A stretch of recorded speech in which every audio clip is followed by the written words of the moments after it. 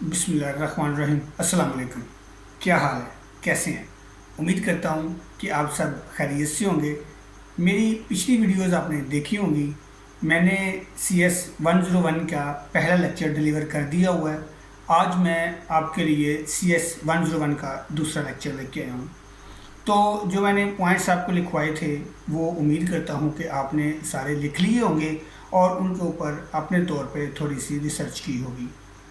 तो आज हम चलते हैं अपने दूसरे लेक्चर की तरफ। देखें, मैं बिल्कुल बेस लेके चल रहा हूँ। मैंने जैसा कि आपको पहले भी बताया था कि हम लोग किसी भी चीज़ को बेस से पढ़ेंगे तो ज़्यादा इजी रहेंगे। मैंने अपनी प्रोफेशनल लाइफ में इंटरव्यू के दौरान बहुत सारे लोगों को देखा है जो बिट और बाइट पे अटक जाते हैं। यानी कंप्यूटर नेटवर्क का एक छोटा सा कॉन्सेप्ट है बिट और बाइट। वहाँ से पता चल जाता है कि ये स्टूडेंट अपनी बेस लेके चला था या कि नहीं, और अगर ये बेस लेकर चला था तो इसे ये कॉन्सेप्ट क्यों नहीं आता। मोस्टली लोग इंटरव्यू में फेल इसीलिए हो जाते हैं कि उन्होंने बेस से पढ़ा हुआ नहीं होता। तो इसीलिए मैं ज़रा पिछले ज़माने की कंप्यूटिंग और आज की कंप्यूटिंग को मिक्सअप करके चल रहा हूँ ताकि मैं आपकी बेस स्ट्रॉन्ग कर सकूँ। आप 500 मंजिल का एक प्लाजा अगर खड़ा करते हैं तो उसमें यकीनन आपकी बेस मायने रखती है। अदरवाइज़ अगर आपकी बेस ठीक नहीं होगी तो वो दूसरी मंजिल पे ही गिर जाएगा। तो इंतज़ार ख़त्म करते हैं और अपना दूसरा लेक्चर शुरू करते हैं। पहली बात तो ये, मैं उन सब स्टूडेंट्स का तहे दिल से मशकूर हूँ जिन्होंने मेरी ये वीडियोस दूसरे लोगों तक पहुँचाई, चैनल को लाइक किया, शेयर किया, सब्सक्राइब किया, और उनका फीडबैक जो वो डायरेक्टली मैं लेता रहा और उनको हेल्प के तौर पे फीडबैक भी करता रहा। तो जनाब, पहला हमारा लेक्चर था फंडामेंटल्स के ऊपर। आज हम जो पॉइंट्स हमने फंडामेंटल्स के लिखे हुए थे उनको लेके आगे चलेंगे। तो मैंने कुछ पॉइंट लिख के रखे हुए हैं, वो मैं आपसे इंशाल्लाह शेयर करूँगा, ठीक है, कि वो पॉइंट्स कौन से हैं। तो इंतज़ार ख़त्म किए बगैर मैं शुरू करता हूँ। तो जनाब, आज का लेक्चर है हमारा जनरल पर्पज़ कंप्यूटिंग पे है और इसमें हम कौन कौन से पॉइंट जो है ना वो कवर करेंगे। पहले हम पिछले लेक्चर की बात कर लें। पिछले लेक्चर में हम लोगों ने क्या क्या कवर किया था वो भी मैं आपसे शेयर करूँगा। पिछले लेक्चर में जो हमने फंडामेंटल्स अपने कवर किए थे उनकी लिस्ट जो है वो आप लोग लिख चुके हैं, ठीक है। उसमें हमने फंडामेंटल्स ये पढ़े थे कि कंप्यूटर कहाँ से शुरू हुआ, कैसे शुरू हुआ। चार्ल्स बेबेज साहब का हमने जिक्र किया, एडा है उसका जिक्र किया, और हमने कंप्यूटिंग के बारे में पढ़ा कि जो पहला जनरल पर्पज़ कंप्यूटर था वो कौन सा था, और एनालिटिकल इंजन जो है वो कौन सा था, और एनालिटिकल इंजन किसने बनाया, कैसे बनाया, किस तरह वजूद में आया, क्या क्या काम कर सकता था, आज की मॉडर्न कंप्यूटिंग क्या है, पुरानी कंप्यूटिंग क्या थी। तो आज हम बात करेंगे एलन ट्यूरिंग की मशीन के ऊपर, जो कि ट्यूरिंग मशीन है। उसके बाद ट्यूरिंग टेस्ट क्या चीज़ है उसके ऊपर हम जिक्र करेंगे। उसके बाद आज हमारे लेक्चर का गोल होगा वैक्यूम ट्यूब्स के। पहले जो कंप्यूटर थे वो मैकेनिकल थे और वो इलेक्ट्रिकल कंप्यूटर नहीं थे। तो वो इलेक्ट्रिकल कंप्यूटर कैसे बने और कैसे वैक्यूम ट्यूब्स ईजाद हुई। वैक्यूम ट्यूब्स की जगह फिर ट्रांजिस्टर्स ने ले ली, ट्रांजिस्टर्स की जगह फिर आईसीज़ ने ले ली, आईसीज़ की जगह फिर आगे प्रोसेसर्स ने ले ली। वो हम कंप्लीट इनका जो एक लेआउट है वो इंशाल्लाह पढ़ेंगे। उसके बाद हम ABC जो सुपर कंप्यूटर है और जो बड़ा कंप्यूटर है उसके बारे में पढ़ेंगे। हार्वर्ड मार्क 1 के बारे में पढ़ेंगे कि ये क्या चीज़ है। उसके बाद हम ENIAC के बारे में पढ़ेंगे और ट्रांजिस्टर, फिर फ्लॉपी डिस्क कैसे, मैग्नेटिक टेप क्या होती है, यूनिएक जो कंप्यूटर है वो क्या चीज़ है। उसके बाद हम कंपाइलर के बारे में पढ़ेंगे। कंपाइलर क्या चीज़ है, बेसिकली हाई लेवल लैंग्वेजेस क्या हैं और लो लेवल लैंग्वेजेस क्या हैं। हाई लेवल लैंग्वेज जो होती है वो ह्यूमन अंडरस्टैंड कर सकते हैं या कंप्यूटर अंडरस्टैंड कर सकते हैं कि नहीं। लो लेवल लैंग्वेज जो है वो ह्यूमन अंडरस्टैंड कर सकते हैं या कंप्यूटर इजीली अंडरस्टैंड कर सकते हैं। उसके बाद हम लोग पढ़ेंगे ARPANET के बारे में कि इंटरनेट मार्स वजूद में कैसे आया। इंटरनेट कैसे जो है ना ये बना। आजकल thousands of millions trillions of computer जो हैं वो जुड़े हुए हैं इंटरनेट के साथ। तो हम एक वर्ल्ड वाइड वेब जो है ना लॉजिकली यूनिफाइड और फिजिकली डिस्ट्रीब्यूटेड से कनेक्ट हो चुके हुए हैं, ठीक है। वो क्या चीज़ है, यानी ये जो हमारा इंटरनेट है ये क्या चीज़ है। ये लफ्ज़ से तो एक यूनिफाइड चीज़ है, ठीक है। इंटरनेट देखिए ये लॉजिकली यूनिफाइड है, ठीक है, लेकिन फिजिकली ये वर्ल्ड वाइड है। ठीक हो गया। फिजिकली ये डिस्ट्रीब्यूटेड है कि थाउजेंड्स ऑफ कंप्यूटर्स, इंटरनेट और कंप्यूटर्स जुड़े हुए हैं। आपका मोबाइल भी 24 आवर नहीं तो 20 आवर्स तो इंटरनेट से जुड़ा हुआ होता है। मेरा लैपटॉप, कंप्यूटर, प्रोसेसर और मोबाइल फ़ोन जो है ना वो जुड़ा हुआ होता है इंटरनेट से। तो ये इंटरनेट कैसे मॉडर्न युग में आया। उसके बाद इंटेल का जो 4004 प्रोसेसर था वो कैसे बना, और जो एयरटेल दुनिया का सबसे पहला पर्सनल कंप्यूटर है वो कैसे मॉडर्न युग में आया। उसके बाद मैकिन्टॉश जो एप्पल वाले हैं वो भी स्टोर में शामिल हो गए IBM PC के बाद, IBM कंपनी के बाद। और उसके बाद फिर क्वांटम कंप्यूटिंग जो है वो क्या चीज़ है, ये मैं पहले भी आपको बता चुका हूँ कि मेरा लेक्चर सुनने के लिए आप चाय का कप साथ रखें या कोई इस तरह की चीज़ साथ रखें जिससे आपको नींद नहीं आए, ठीक है। अगर आप नहीं अरेंज कर रहे तो लेक्चर को ब्रेक लगा दें, कोई एक चीज़ इस तरह की अपने पास रखें जिससे आपको नींद ना आए। मैं कोशिश करूँगा, कोशिश किया, आज का लेक्चर वैसे ही बहुत ज़्यादा इंटरेस्टिंग होने वाला है। क्यों इंटरेस्टिंग होने वाला है वो इस तरह से कि आज मैं कंप्लीट जो कंप्यूटर की हिस्ट्री है ना वो आपके सामने खोलने वाला हूँ। कंप्यूटर का, जैसे मैंने पिछले लेक्चर में कहा था, कंप्यूटर का माँ कौन है, कंप्यूटर का बाप कौन है, कंप्यूटर कैसे बना, आज मैं उन सब चीज़ों को एक एक करके खोल के आपको बताऊंगा कि आज के जो कंप्यूटर है वो तो ट्रिलियंस ऑफ द जो ना टास्क 1 मिनट में कर देते हैं, लेकिन पहले कंप्यूटर ऐसे नहीं होते थे। किस तरह कंप्यूटर में एवोल्यूशन आया, किस तरह उस एवोल्यूशन से हम लोग पर्सनल कंप्यूटर्स पे आए, किस तरह कंप्यूटर्स के ऊपर एवोल्यूशन आया, किस तरह हम लोग ये पर्सनल कंप्यूटर्स पे आ गए। उसके बाद आज क्वांटम कंप्यूटिंग पे काम हो रहा है और साथ ही जो है टाइम ट्रैवल पे काम हो रहा है। ये सारा कंप्यूटर के रिलेटेड, कंप्यूटर के साथ ही पॉसिबल है। तो लास्ट हमारा लेक्चर था एनालिटिकल इंजन के बारे में, ठीक है, एडा के बारे में, चार्ल्स बेबेज साहब के बारे में और कंप्यूटर्स के बारे में। देखिए आज के जो कंप्यूटर है ना वो बहुत फास्ट कंप्यूटर है, हालांकि पहले कंप्यूटर इतने फास्ट नहीं हुआ करते थे। पहले कंप्यूटर जो है ना एक रिपीटली सर्कल, पहले कंप्यूटर जो है ना वो रिपीटली एक काम करते थे। आज भी कंप्यूटर रिपीटली एक काम करते हैं, ठीक है। कंप्यूटरों में ये एक बहुत जो है ना, कंप्यूटर्स में एक ये बहुत बड़ा कॉन्सेप्ट है कि ये काम करते थकते नहीं हैं, बोर नहीं होते, जैसा कि जो ह्यूमन और इंसान है वो बोर हो जाते हैं, ठीक है। उसके बाद जी ये आजकल के जो कंप्यूटर हैं ये कन्फिगरेबल हैं, यानी कि मैंने कोई टास्क दे सकते हैं, इन्हें हम प्रोग्राम कर सकते हैं। और जो पहले कंप्यूटर होते थे उन्हें हम प्रोग्राम और टास्क नहीं दे सकते थे, वो एक स्विचेस की मदद से, छोटे छोटे स्विचेस थे जिनकी मदद से हम लोग उन्हें प्रोग्राम करते थे और बाद में हमें लाइट्स, छोटे छोटे लाइट्स बल्ब की मदद से हमें वो आउटपुट देते थे। मिलियंस ऑफ कैलकुलेशन हमें करनी होती थी, ठीक है। ये जो GPU कंप्यूटर है ना, ग्राफिकल कंप्यूटर, ये तो आजकल आए हैं आपके पास, ठीक है, 90s के बाद। जो पहले कंप्यूटर होते थे वो मैकेनिकल थे और उससे हम लोग जब वो इलेक्ट्रिकल में कन्वर्ट हुए तो हम उसे जो इंस्ट्रक्शंस देते थे वो हम इंस्ट्रक्शन स्विचेस की मदद से देते थे और वो हमें बल्ब के ऑन ऑफ होने की सूरत में हमें आउटपुट देते थे, ठीक हो गया। तो आज जो है ना हमारा जो टास्क है वो है फ्यूचर कंप्यूटिंग के बारे में। फ्यूचर की बात हम किस तरह करेंगे, फ्यूचर की बात हम इस तरह करेंगे कि हम लोग जो है ना बेस को लेके चलेंगे, जैसा कि मैं पहले आपसे जिक्र कर चुका हूँ कि हम लोग बेस लेके चलेंगे। जी बेस हमारे लिए इम्पोर्टेंट फैक्ट जो है, मतलब जो हम पीछे एक हिस्ट्री है कंप्यूटर की, वो हमारे लिए इतनी ज़रूरी क्यों है। देखें जब हमें पता चलेगा ना कि ये चीज़ कैसे बनी, किस तरह बनी, तो हम तभी उससे आगे बढ़ सकेंगे। अगर हमें उन चीज़ों का पता नहीं होगा तो हम ऑलरेडी इन चीज़ों पर टाइम ज़ाया कर देंगे जो कि ऑलरेडी हो चुकी हुई हैं। किसी ने पूछा था कि किताबें हमें क्या बताती हैं, तो मैं आपको बता दूँ कि किताबें हमें ये बताते हैं कि यहाँ तक किसी चीज़ पर रिसर्च हो चुकी है, यहाँ से आगे आप काम करें, क्योंकि यहाँ से पीछे जो काम है वो हो चुका है और आपको नताइज दे चुका है।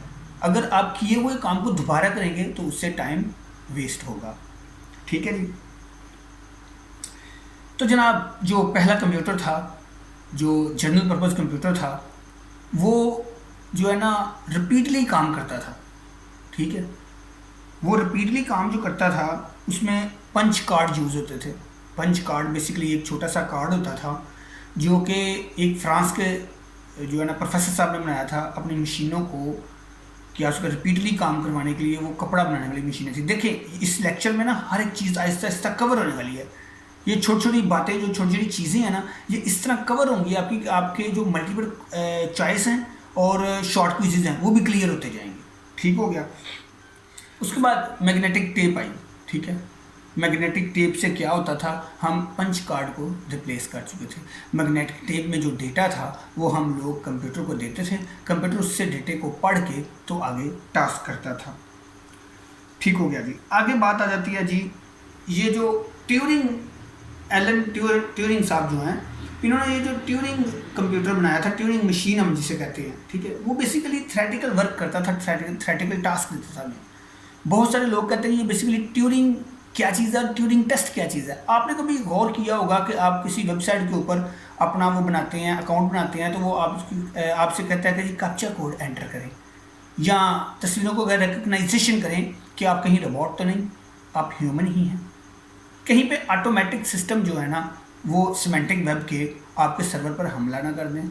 इस कॉन्सेप्ट को ज़रा डीपली समझिए। देखिए, अगर मैं कोई, क्या आपसे कहते हैं, एक हाई लेवल मशीन बनाता हूँ मशीन लर्निंग के साथ, जो कि हमारे दूसरी तरफ कोर्स चल रहे हैं, मैं एक ऐसी ऑटोमेटेड मशीन बनाता हूँ जो कि ख़तरे को जानकर, ठीक है, ऑटोमेटिकली फायर कर दे। समझिए ज़रा बात को। मैं ट्यूरिंग मशीन और ट्यूरिंग टेस्ट से बात करने लगा हूँ। ये आजकल की क्वांटम कंप्यूटिंग और क्वांटम दौर की बात कर रहा हूँ मैं एक ऐसी मशीन ऑटोमेटिक, जो कि मैं नैनो ड्रोन्स पे ऑलरेडी काम कर रहा हूँ। मैं नैनो ड्रोन्स पे IoT और AI के साथ नैनो ड्रोन्स पे काम कर रहा हूँ, जिसमें हम लोग रस्ट यूज़ करते हैं। मैं अब एक जहाज़ डिज़ाइन करता हूँ जिसमें नैनो ड्रोन्स लगे हुए हैं, और उससे मैं एक कह देता हूँ कि इंस्ट्रक्शंस दे देता हूँ कि अगर तुम्हें खतरा कहीं से लगे, तुम्हारा सेल्फ डिफेंस सिस्टम ऑन हो जाए और तुम लोग सिस्टम के ऊपर ऑक्यूपाई करके अपने खतरे को ख़त्म कर दो। ठीक है जी। अब वो क्या करेगा, अब वो ऑटोमेटिकली एक एडमिन का अकाउंट, ये जो खतरे वाली बात बताने लगा हूँ, ट्यूरिंग टेस्ट और ट्यूरिंग मशीन से लेके, अच्छा, वो ऑटोमेटिकली जो है ना एक सिस्टम, एक एडमिन के अकाउंट को क्रिएट करेगा, उसे अप्रूव करेगा और सारा कंट्रोल खुद ले लेगा। अब मैं तो यूज़र था, मुझे तो रिमूव कर देगा और हर उस चीज़ को डिस्ट्रॉय कर देगा, ठीक है, जो उसके लिए ख़तरा होगी। मैं उसे बंद करने के लिए इंस्ट्रक्शन दूँ, वो मुझे भी अपने लिए ख़तरा समझे और मुझे भी ख़त्म कर दे। ये हाई टेक बात है, बहुत ज़्यादा हाई टेक बात है। तो अभी मैं आगे चलता हूँ। एलन ट्यूरिंग साहब जो हैं, इन्होंने एक कंप्यूटर जो बनाया, वो ट्यूरिंग कंप्यूटर ये था कि उससे वो लोग थ्योरेटिकल, एक कंप्लीट थ्योरेटिकल कंप्यूटर था, उससे वो थ्योरेटिकल टास्क लेते थे। कि थ्योरेटिकल टास्क के साथ हम लोग, जिसमें मैथमेटिकल्स होते थे और दूसरे जो है ना सिमुलेशंस होती थी, उसमें वो जो है ना टास्क उससे कंप्लीट करवाते थे। उन्होंने ना एक ट्यूरिंग टेस्ट भी बनाया। उन्होंने कहा जी, अगर ये जो ट्यूरिंग टेस्ट है ये कोई कंप्यूटर पास कर लेता है तो इसका मतलब ये होगा कि दिस कंप्यूटर कैन थिंक, ये कंप्यूटर इंसानों की तरह सोच सकता है। वो ट्यूरिंग टेस्ट क्या था, वो ट्यूरिंग टेस्ट ये था कि दो कमरे हैं, एक कमरे में एक साहब कंप्यूटर के पास बैठे हुए हैं और दूसरे कमरे में एक साहब कंप्यूटर पर बैठे हुए हैं और एक अलग कंप्यूटर पड़ा हुआ है। अब वो जो अलग कंप्यूटर पड़ा हुआ है ना, उसे कंसिडर किया जाता है कि ये भी एक कंप्यूटर है, और जो बाहर अलग साहब बैठे हुए हैं उन्होंने एक सवाल करना है दोनों से। अब जब उस सवाल का जवाब दोनों ने, उस कंप्यूटर वाले जो दूसरे कमरे में भाईजान बैठे हुए हैं उनको देना है, तो भाईजान ने ये बताना है कि ये जवाब कंप्यूटर ने दिया है या इंसान ने दिया है। ठीक है, अभी तक तो ये पॉसिबल नहीं हो सका, लेकिन हो सकता है फ्यूचर में या आजकल की कंप्यूटिंग में ये पॉसिबल हो चुका हो। तो आप भी कोशिश करें, हो सकता है आप ऐसा कंप्यूटर बना लें और इनाम की रकम जीत लें, क्योंकि इसके पीछे इनाम है $1,00,000 का। कि अगर आप कोई ऐसा कंप्यूटर बना लेते हैं जो ट्यूरिंग टेस्ट पास कर जाए तो आप $1,00,000 के हकदार हैं। बेसिकली अभी तक तो ये सारा कुछ नाकाम हुआ है। जब वो जवाब देता है कंप्यूटर, तो इंटरोगेटर जो है ना, ये कमरे में अलग साहब बैठे हुए हैं, वो बता देते हैं कि ये जवाब कंप्यूटर ने दिया है। ठीक है जी। उसके बाद हम बात करते हैं जी ट्यूरिंग टेस्ट का कंप्लीट सेटअप। ये जो था, ये मैंने आपको बताया है, ये कंप्लीट सेटअप था ट्यूरिंग टेस्ट का, कि ट्यूरिंग टेस्ट जो बेसिकली क्या है। और आप सब ने वो टर्मिनेटर मूवी तो देखी होगी। अगर टर्मिनेटर मूवी नहीं देखी तो वो एक देख लें आप, उसमें उसका कॉन्सेप्ट मैं आपको ट्यूरिंग टेस्ट पे बता देता हूँ। ठीक है, बेसिकली टर्मिनेटर 2 मूवी का मौक़िफ़ भी ट्यूरिंग टेस्ट पे ही है। टर्मिनेटर 2 मूवी का जो मौक़िफ़ है ना, वो भी ट्यूरिंग टेस्ट पे ही है कि उन लोगों ने वो मशीनें बनाई। ठीक है, मशीनें बनाकर उन्होंने उसके ऊपर जो है ना वो देखा कि जी हमें कोई चीज़ का ख़तरा ना हो। मशीनों ने क्या किया, मशीनों ने उनको ही ऑक्यूपाई कर लिया कि ट्यूरिंग टेस्ट वाला टेस्ट पास कर लिया, यानी कि एक कंप्यूटर उन्होंने बनाया, इतना इंटेलिजेंट कंप्यूटर बनाया, डीप लर्निंग न्यूरल नेटवर्क के साथ इतना इंटेलिजेंट कंप्यूटर बनाया कि उसने ह्यूमंस को ही पास आउट कर दिया। उससे क्या हुआ कि मशीनों ने इंसानों को ख़तरा समझ के उनके ऊपर ही हल्ला बोल दिया। जी ठीक हो गया जनाब। आगे कंप्यूटर के पहले तो वो मैकेनिकल कंप्यूटर थे और चार्ल्स बेबेज साहब जो है ना, उनको पावर देने के लिए एक क्रैंक का इस्तेमाल करते थे। जैसे आपने क्रैंक देखे होंगे, क्या उसे कहते हैं पुराने ज़माने में, कि वो हैंड क्रैंक जो होते हैं जिससे हम लोग इलेक्ट्रिसिटी प्रोड्यूस करते हैं, वो क्रैंक उन्होंने लगाया हुआ था। ये होता जी मैकेनिकल कंप्यूटर। फिर वक्त के साथ साथ एवोल्यूशन आती गई तो हम लोग आ गए जी वैक्यूम ट्यूब्स के ऊपर। वैक्यूम ट्यूब जो है ना वो हो चुकी थी ईजाद। तो अब जो कंप्यूटर था ना, मैकेनिकल कंप्यूटर, वो कन्वर्ट हो गया उसमें, किसमें, इलेक्ट्रिकल कंप्यूटर में। और उसमें बहुत सारी वैक्यूम ट्यूब्स जो है ना वो लगी होती थी। अब तो वक्त के साथ साथ वैक्यूम ट्यूब्स को ट्रांजिस्टर्स ने वैक्यूम ट्यूब्स को रिप्लेस कर दिया हुआ है, क्योंकि वैक्यूम ट्यूब्स बहुत ज़्यादा कॉस्टली थी, बहुत ज़्यादा इलेक्ट्रिसिटी यूज़ करती थी। तो अब वो उसकी जगह पे अब ट्रांजिस्टर्स आ गए हुए हैं। मेरे जो घर में लैपटॉप पड़ा हुआ है उसमें मिलियंस ऑफ ट्रांजिस्टर हैं, बल्कि उससे आगे भी आईसीज आ चुके हुए हैं, प्रोसेसर्स आ चुके हुए हैं। अब तो ज़माना जीपीयूज़ का है, अब तो ज़माना बहुत हाईटेक हो चुका हुआ है। मैं आपको ये चीज़ें बिल्कुल 90s की बता रहा हूँ, ठीक है। ये बिल्कुल बड़ी बेस वाली चीज़ें हैं जहाँ से जो है ना कंप्यूटर की लाइफ शुरू हुई। जैसे ह्यूमन की लाइफ शुरू हुई, हम लोग कहाँ से आए, कैसे हमारे ऊपर एवोल्यूशन आया, हम लोग ने कैसे आगे बढ़े, कैसे चीज़ों को सोचा, कैसे औजार बनाए, कैसे चीज़ें बनाई। इसी तरह कंप्यूटर्स भी वक्त के साथ साथ अपने आप को एवोलेट करता रहा। जी उसके बाद जी पहला जनरल पर्पज़ कंप्यूटर जो था वो ABC था, ठीक है। एनाटॉस ऑफ बेरी उसका नाम था। तो वो एक यूनिवर्सिटी में प्रोफेसर साहब और उनके जो असिस्टेंट है उन्होंने बनाया था, ठीक है। ये जो ABC था ना, ये दुनिया का पहला कंप्यूटर था जो बाइनरी लैंग्वेज यूज़ करता था। अब बाइनरी लैंग्वेज क्या चीज़ है ये आप मोस्टली लोग जानते होंगे, नहीं तो कुछ एक दो लेक्चर्स के बाद हम इसका डीपली जिक्र करेंगे कि ये वर्किंग कैसे करती है और किस तरह काम करती है। वो कंप्यूटर बाइनरी लैंग्वेज यूज़ करने से उसका जो है ना वो ये हुआ हल कि वो लेस इलेक्ट्रिसिटी यूज़ करने लग पड़ा और बहुत फास्ट हो गया, ठीक है। उसके बाद जनाब ये दौड़ चलती रही तो उसके बाद क्या हुआ जी, हार्वर्ड मार्क 1 जो है वो कंप्यूटर बना और वो एक पहला जनरल पर्पज़ इलेक्ट्रिकल कंप्यूटर था जो कि ऑपरेट होता था वैक्यूम ट्यूब्स के साथ। उसमें जनाब वैक्यूम ट्यूब्स थी बहुत ज़्यादा। और उसके फ़ौरन बाद ही ENIAC बना जो कि दुनिया का पहला कंप्यूटर था जिसमें 19,000 वैक्यूम ट्यूब्स थी। ये आपने स्टेप्स और सीक्वेंस सारे याद रखने हैं कि पहले क्या उसे कहते हैं, पहले वैक्यूम ट्यूब्स आई, फिर उसके बाद जो है ना ABC कंप्यूटर बना, उसके फिर ABC कंप्यूटर ने बाइनरी लैंग्वेजेस यूज़ की। बाइनरी लैंग्वेजेस यूज़ करने के बाद फिर ENIAC आया। ENIAC के बाद जो है ना जब वैक्यूम ट्यूब्स आ चुकी थी, वो ENIAC में यूज़ हो चुकी थी, तो उसका मसला क्या था कि जब उसे ऑन करते थे ना तो पूरे शहर की टोटल लाइटें एक दफ़ा डिम हो जाती थी। इतनी ज़्यादा वो electricity, huge amount of electricity वो जो है ना वो यूज़ करता था। उसके बाद जनाब ट्रांजिस्टर्स और माइक्रो प्रोसेसर्स आ गए। अभी ये एवोल्यूशन का दौर था कंप्यूटर का, दिन ब दिन इसमें एवोल्यूशन होती गई। तो जो पहला ट्रांजिस्टर टाइप कंप्यूटर था ना, ठीक है, वो यही था। पहला ट्रांजिस्टर टाइप जो कंप्यूटर था ना वो यही था। तो ये 1947 में जब ट्रांजिस्टर ईजाद हुआ तो फिर ये कंप्यूटर्स में भी यूज़ होना शुरू हो गया। अब आपको अगर मल्टीपल चॉइस में वो पूछते हैं कि पहला ट्रांजिस्टर कब ईजाद हुआ, तो आपने कहना है जब पाकिस्तान बना 1947 में। ट्रांजिस्टर की फिर जो जगह रिप्लेस हुई वो मैग्नेटिक टेप ने ली, और ये फर्स्ट टाइम मैग्नेटिक टेप जो है वो कंप्यूटर्स में यूज़ हुई, जो कि कंप्यूटर इससे डेटा अपना कलेक्ट करता था और उसे अपने पर्पज़ के लिए यूज़ करता था।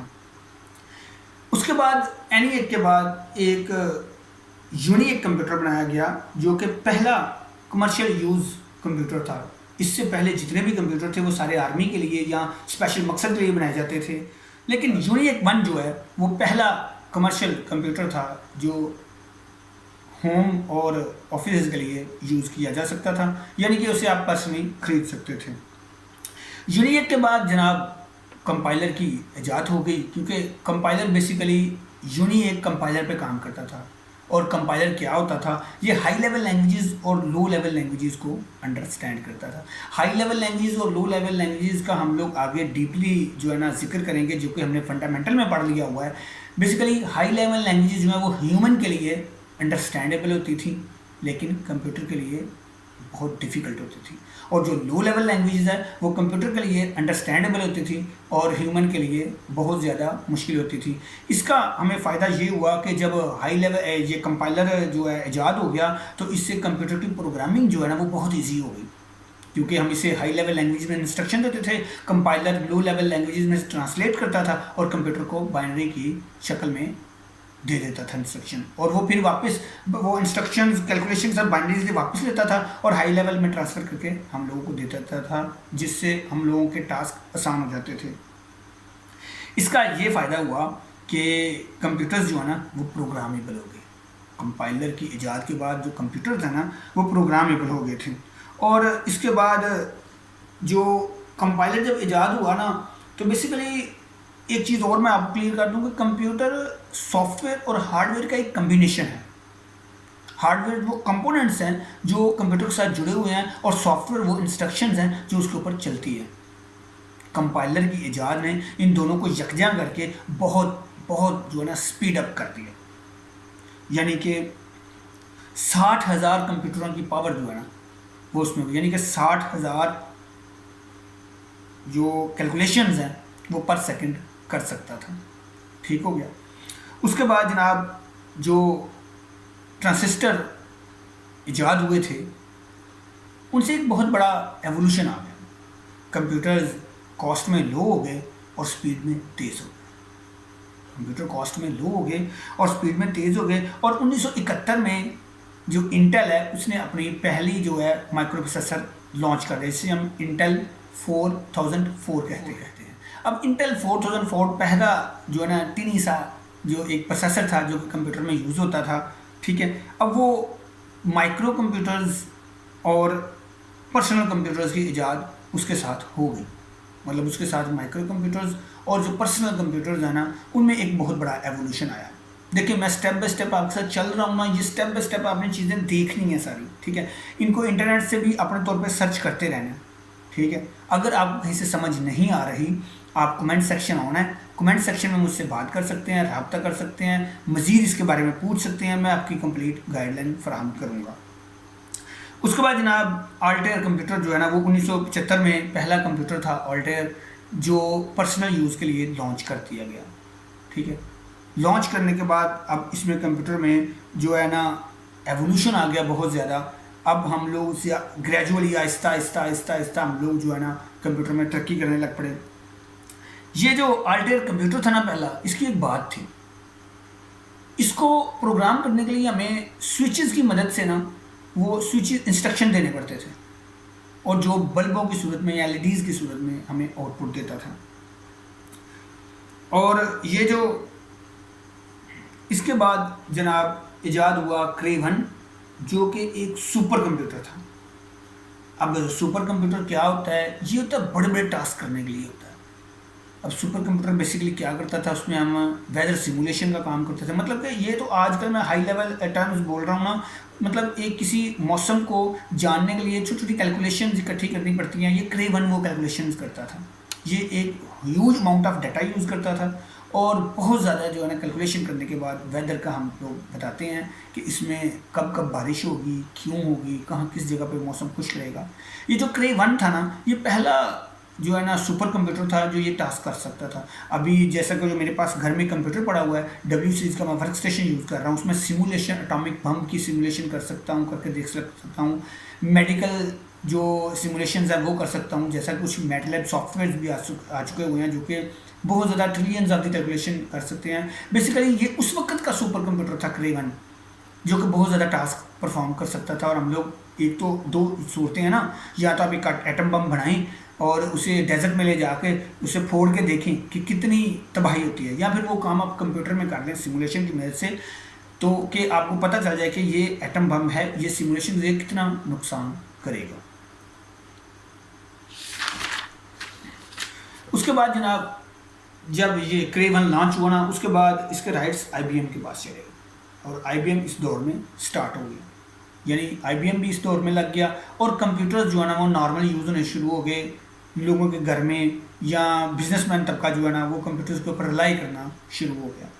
तो इसके साथ ही मैकिन्टॉश वालों ने अपना कंप्यूटर जो है ना, जिसे हम मैक या एप्पल कहते हैं, एप्पल कंपनी जो है उसने अपना मैकिन्टॉश जो है ना वो लॉन्च किया। और मैकिन्टॉश पहला ऑपरेटिंग सिस्टम था जिसमें आप ग्राफिकल यूज़ करते थे, ठीक है, जिसमें हम लोग वो माउस से जो इससे पहले कंप्यूटर थे वो सारे डॉस ऑपरेटेड थे, याद रखिएगा।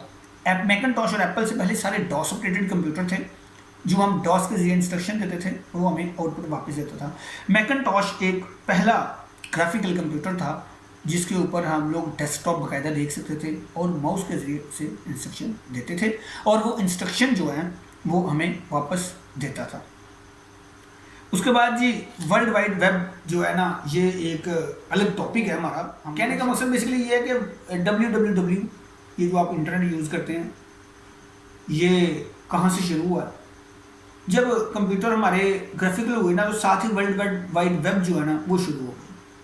अब थाउजेंड्स ऑफ कंप्यूटर्स आपस में जुड़े हुए, ठीक है, वो थाउजेंड्स ऑफ कंप्यूटर जो है वो आपस में किस तरह जुड़े हुए हैं, वो नेटवर्क के ज़रिए जुड़े हुए हैं, ठीक है।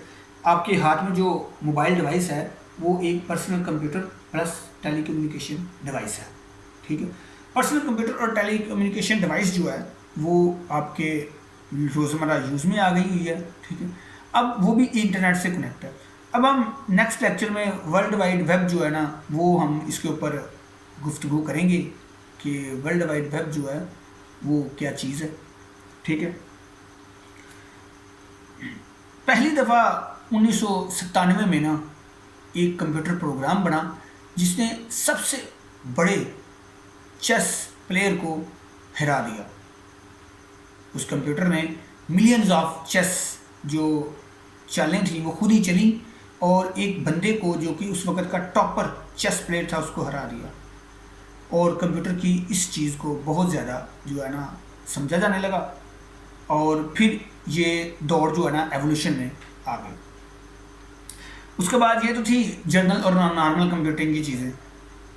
पहले जो कंप्यूटर थे वो इतनी ज़्यादा कैलकुलेशन नहीं कर पाते थे, वक्त के लिहाज से वो और हिसाब थे उनका। लेकिन अब आगे फ्यूचर क्या है कंप्यूटिंग का, फ्यूचर बेसिकली है क्वांटम कंप्यूटिंग। क्वांटम कंप्यूटिंग जो फिजिक्स के लोग हैं वो इस चीज़ को अंडरस्टैंड कर चुके होंगे कि क्वांटम कंप्यूटिंग किसे कहते हैं। क्वांटम कंप्यूटिंग बेसिकली कंप्यूटर के एक एटॉमिक साइज़ के छोटे छोटे पार्टिकल्स से भी काम लेने का नाम कंप्यूटिंग क्वांटम कंप्यूटिंग है। अभी आप हालिया देख लें कि E=mc² जो कि एक लॉ है, इसके ऊपर बहुत ज़्यादा डीपली काम हो रहा है। ये जो बातें मैंने आपको बताई हैं ये सारी बातें 90s की बातें हैं। आपको इतनी पुरानी कंप्यूटिंग पढ़ाने का मकसद सिर्फ ये था कि आपकी बेस स्टेप जो है ना वो क्लियर हो जाए। आजकल के जो मॉडर्न कंप्यूटर हैं वो तो बहुत ज़्यादा एडवांस हो चुके हैं।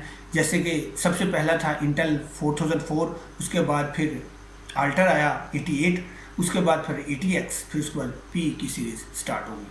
P की सीरीज़ के बाद आप सबको पता है कि पेंटियम 1 आया, पेंटियम 1 के बाद पेंटियम 2 आया, पेंटियम 2 के बाद 3 के बाद 4 और 4 के बाद ड्यूअल कोर प्रोसेसर।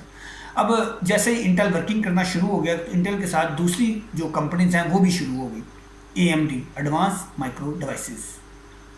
वक्त के साथ साथ जो एडवांस माइक्रो डिवाइसेस हैं AMD वाले, उन्होंने अपने प्रोसेसर की लाइफ साइकिल में देखा कि ये बहुत हीटअप हो रहे हैं, उन्होंने इसके ऊपर और वर्किंग की। अब इंटेल के जो कंपटीटर हैं वो AMD वाले हैं, ठीक है, एडवांस माइक्रो डिवाइसेस वाले।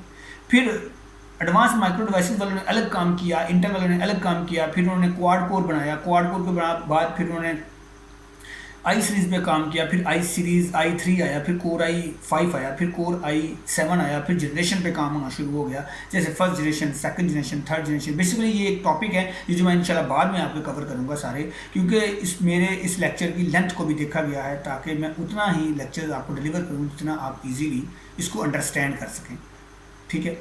मज़ीद आपको जो हैंडआउट्स दिए गए हैं, जो बुक्स आपको दी गई हैं वो आपने विज़िट करनी है ताकि आपको पता चले कि कम्प्लीटली नॉलेज जो है ना वो आपने कैसे गेन करना है। इसके अलावा आप इंटरनेट से सर्च करें, जो पॉइंट आपको क्लियर नहीं है, मैं पहले भी आपको बता चुका हूँ, जो पॉइंट्स आपके क्लियर नहीं हैं वो पॉइंट्स आप हाईलाइट करें, क्वेश्चन करें, मुझसे क्वेश्चन करें। इंशाल्लाह ये थोड़े दिनों तक ऑनलाइन सेशन होंगे इंशाल्लाह, क्योंकि अभी कुछ पॉलिसीज़ हैं यूट्यूब की, जिन वजह से मैं ऑनलाइन सेशन नहीं कर पाया। इंशाल्लाह मैं ऑनलाइन सेशंस भी आपके लूँगा, क्वेश्चन आंसर भी दूंगा, और आगे असाइनमेंट्स का जो काम आएगा वो भी आपको करवाऊँगा।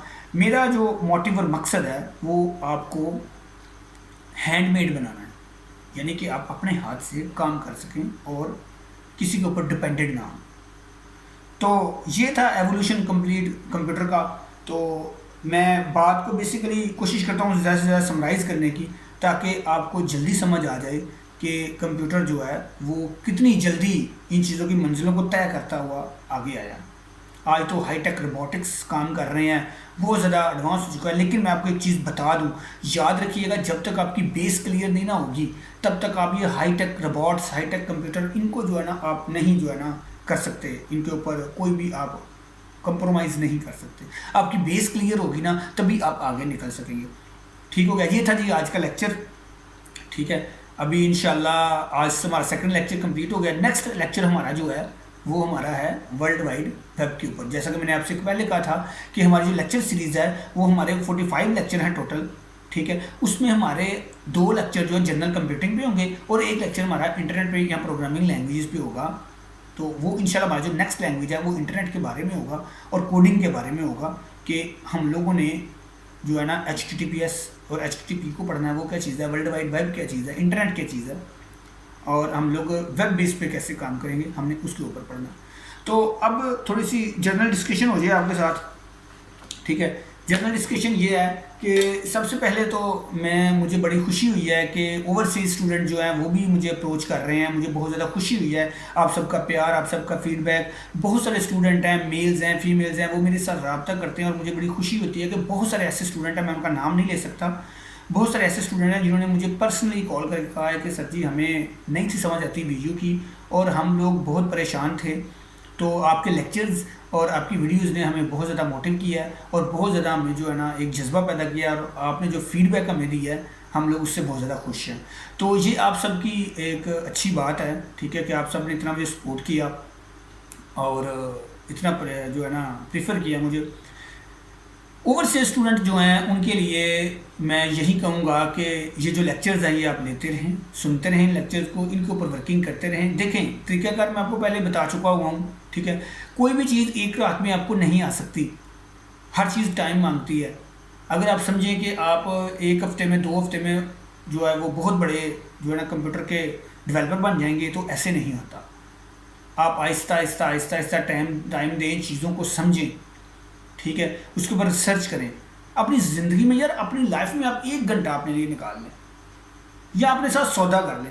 क्या आप अपनी लाइफ का 1 घंटा निकाल लें? ठीक है, आपने सिर्फ अपने ऊपर सर्व करना है और आप देखें कहाँ से कहाँ पे निकल जाएंगे।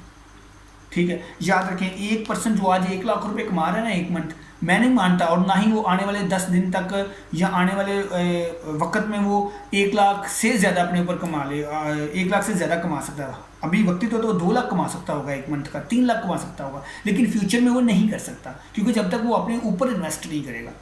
और अपने ऊपर इन्वेस्ट करना ये होता है कि हर वक्त लर्निंग करते रहना, न्यू चीज़ों के बारे में, न्यू आइडियाज़ के बारे में, न्यू जो है ना कंप्यूटिंग के बारे में, न्यू टेक्नोलॉजी के बारे में। जब मैंने लास्ट टाइम, मैं थोड़ा सा अपना एक्सपीरियंस शेयर करूं, मैंने कभी अपनी एजुकेशन को ब्रेक नहीं लगाई। अल्हम्दुलिल्लाह अल्हम्दुलिल्लाह अल्हम्दुलिल्लाह मेरे पास 40 के करीब सर्टिफिकेट्स मौजूद हैं जो कि मैंने हासिल किए हैं, और कुछ डिग्रीज़ हैं मेरे पास, और एजुकेशन को मैंने अभी भी नहीं ब्रेक लगाई। अभी तो ये आपका छोटा दौर है, अभी तो इंशाल्लाह डीप लर्निंग, मैं ऑलरेडी डीप लर्निंग पे काम कर रहा हूँ, मैं तो वो लेक्चर्स भी अपलोड हो चुके होंगे। ठीक है, डीप लर्निंग वो न्यूरल नेटवर्क्स की लर्निंग है। डीप लर्निंग हम लोग इस बुक में भी उसका जिक्र करेंगे। बेसिकली जो न्यूरल नेटवर्क होता है वो एक दिमाग होता है जो कि आर्टिफिशियली बनाया हुआ होता है मुख्तलिफ टास्क लेने के लिए, हम लोग उसे न्यूरल नेटवर्क कहते हैं। ठीक है, बाकी दुआओं में मुझे याद रखिएगा। ठीक है, अगर कोई कॉन्सेप्ट समझ नहीं आया, कोई चीज़ समझ नहीं आई, तो आप कमेंट सेक्शन में पूछ सकते हैं। कुछ स्टूडेंट मेरा पर्सनली नंबर मांगते हैं, तो मैं आप सबको बता दूं कि डिस्क्रिप्शन में मेरा नंबर मौजूद है।